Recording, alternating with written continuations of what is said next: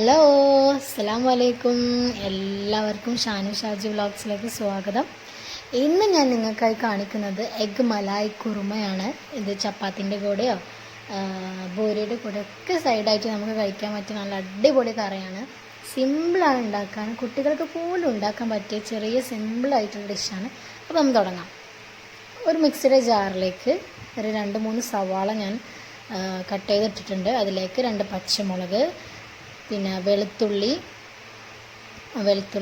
പിന്നെ ഇഞ്ചി എടുത്തിട്ടുണ്ട്, കുറച്ച് മല്ലിച്ചപ്പ്. ഇവയെല്ലാം കൂടിയിട്ട് നമുക്ക് നന്നായി അരച്ചെടുക്കാം, പേസ്റ്റാക്കി അരച്ചെടുക്കാം. ഇനി ഒരു പാൻ വെച്ചിട്ട് അതിലേക്ക് കോക്കനട്ട് കോക്കനട്ട് ഓയിലാണ് ഒന്നുകൂടി നന്നാവാം. കോക്കനട്ട് ഓയിൽ ചേർക്കാം.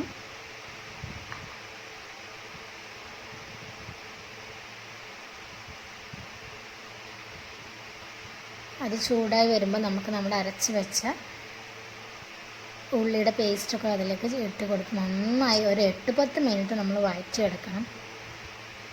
കാരണം അതിൻ്റെ ആ പച്ചമണം ഒക്കെ നന്നായി മാറണം.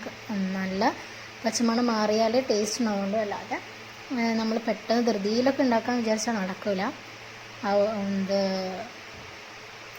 പച്ചമണം മാറണം, എന്നാലേ ആ കറിൻ്റെ ടേസ്റ്റ് നമുക്ക് കിട്ടുള്ളൂ. അപ്പോൾ നന്നായിട്ട് വഴറ്റി ചെറിയ ലോ ഫ്ലെയിമിലിട്ടിട്ട് നന്നായി വഴറ്റിയെടുക്കാം.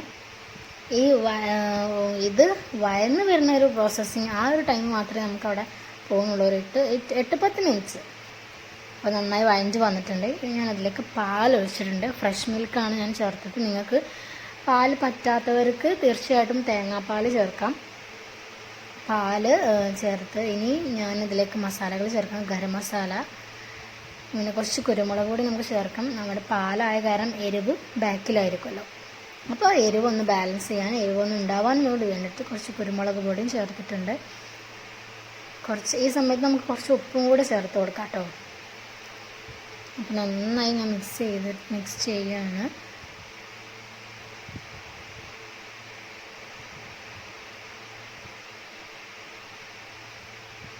അപ്പോൾ ആ എണ്ണയൊക്കെ നല്ല തെളിഞ്ഞു വന്നിട്ടുണ്ട്.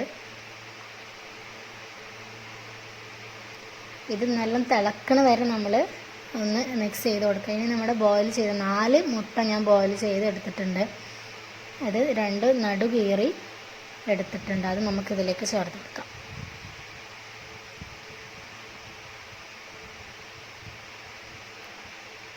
അത് കണ്ടോ? തിളക്കുന്നതിൽ നമുക്കിത് ചേർത്ത് കൊടുക്കാം. അപ്പോൾ നിങ്ങൾക്ക് എങ്ങനെ വേണമെങ്കിലും ഒരു കോഴിമുട്ട ഫുള്ളായി പൊടിഞ്ഞ് ചേർക്കാം, അല്ലെങ്കിൽ പകുതിയാക്കാം, ഹാഫാക്കി, എങ്ങനെയാക്കാം നിങ്ങൾ ഇഷ്ടം പോലെ നിങ്ങൾക്ക് ചെയ്യാം. അപ്പോൾ ഇത് നന്നായി തിളക്കുന്നുണ്ട്. അപ്പോൾ ഞാൻ കോഴിമുട്ടൊക്കെ ചേർത്തിട്ട് നന്നായി തിളപ്പിക്കുകയാണ്. ഇനി നമുക്കതിന് മേലെ കുറച്ച് മല്ലിയില ഇട്ട് കൊടുക്കാം. ഇത്രയേ ഉള്ളൂ. നമ്മുടെ കറി സിമ്പിളായിട്ട് റെഡി ആയിട്ടുണ്ട്. എല്ലാവരും തീർച്ചയായിട്ടും തയ്യാറാക്കി നോക്കണം കേട്ടോ.